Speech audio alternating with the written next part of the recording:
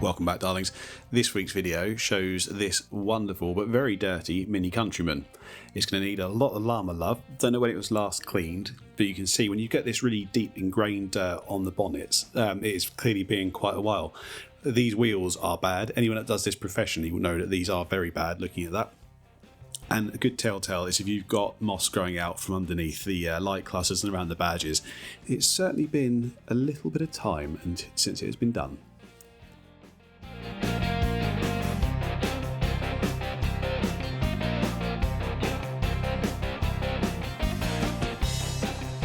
Now, one thing to note, it was chucking it down the entire time. So I did a bit of pre-wash there by getting Surface HD into the door jambs and the fuel filler. And now I'm applying Malco break-off to the wheels. I left that to dwell for a couple of minutes and I'm giving them a rinse off now. Now, this is kind of like a pre-wash for the wheels. I needed something really strong. You saw how bad they were. I keep using Malco break-off to use it up, but then I'm doing stuff like this and going, God, it is absolutely incredible in the right context. You can see how much has come off, and I tell you, there's no other wheel cleaner that I've got that would have shifted that amount of dirt on a non-contact wash. So this has just been rinsed off with the pressure washer. Even an acidic wheel cleaner, to me, wouldn't have got that off. I say, let me know down in the comments if you think other stuff would have done that well. It's incredible. Having done that pre-wash, I'm now applying auto wheel to the wheel faces, and then on the tyres I'm applying a bit of Stylogloss Force. It's absolutely fantastic for tyre cleaning. Did that whole test, as you can see up in the top right there. It is very effective and it's a multi-use product which I like. I would say the CarPro retyre was marginally better, but that can only be used as a tyre cleaner really. These were fiddly wheels, by the way. They're split rims. They've got all those like wheel nuts around the edge as well. So lots of faffery going around those. It took a long time, about half an hour to do the wheels, maybe 45 minutes. Talking of the Force having multiple uses, here I am applying it to all the bits that were particularly mouldy. Mouldy and had like plant life growing in them, I think is the better way of phrasing it. And then over the top of that, I'm using Kotkemi VB, and that's at 3%, and letting that dwell for about a couple of minutes really, and then rinsing it off. I've got the 15-degree nozzle on here. Now, two reasons for that. I needed to get in close. I needed the blasting power. Also, I run a 120 bar Karcher HD48 in my van, so it's not a hugely powerful pressure washer, which is great because I know it's not going to cause any damage. And I just use the different nozzles to give me more bite as and when it's needed. Talking of the more bite, this was really satisfying. This shows you that the pre-wash has really done the job. Not necessarily around the light cluster, I'm just flushing out those grooves and stuff. When we get up onto the bonnet in a minute, the Kotkemi VB is very, very, very similar to Garage Therapy Decon shampoo. So you can get these sorts of results with that as well. When I said 3% earlier, I meant 3% PIR.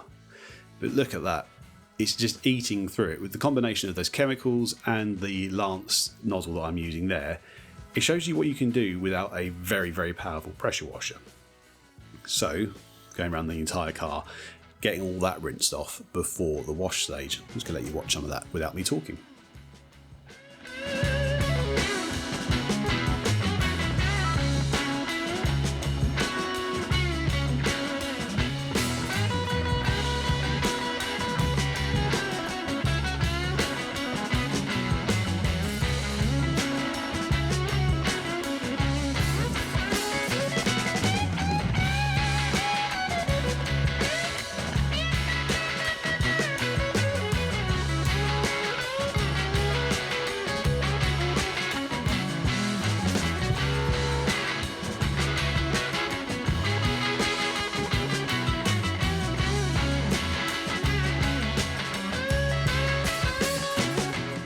Now, just getting into the door jambs, I put on the 20-degree nozzle there, or 25 I think it is, to give me a slightly wider spray and less powerful, so it's not going to jut out at me when I get in there. And then we're on to the wash phase. Now for this one, I've decided to use Meguiar's Wash Plus because it was incredibly dirty and it felt really rough, the paint. And this actually did more here than I feel like it's done on other cars.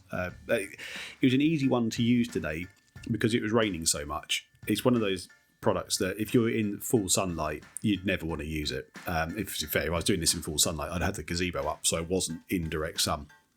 It dries out incredibly quickly. But when it's raining or it's cold, it is a really nice product to use, and it's very effective.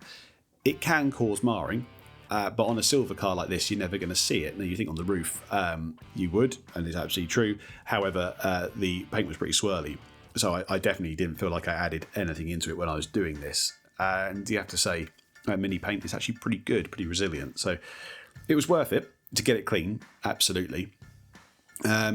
And it's a case of being thorough. I used it everywhere as the shampoo here. So I was going in on the door shuts and on around the boot lines and stuff like that.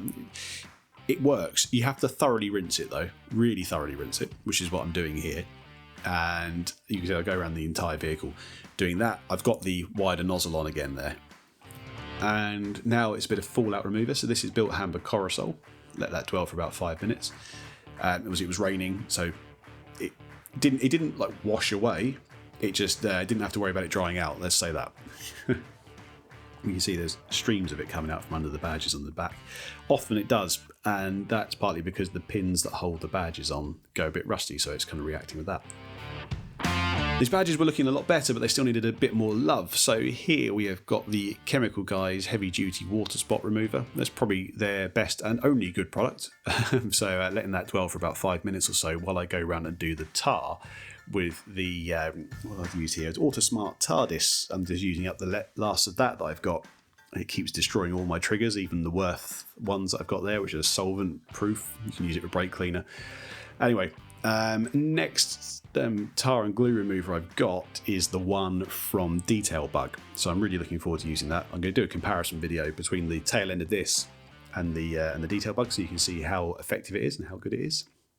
To wiped off the worst bits, need to apply a bit more as I go around the rest of the car, let it dwell, and then give the badges a bit of agitation with the water spot remover, and then a final rinse down to get all these other products I put on off, and that again foamed with some leftover bits of VB there, but I dialed it right back, so it was probably less than 1% PIR at that point. I didn't need its additional cleaning bite, but I needed some sort of detergent to get rid of all the other products.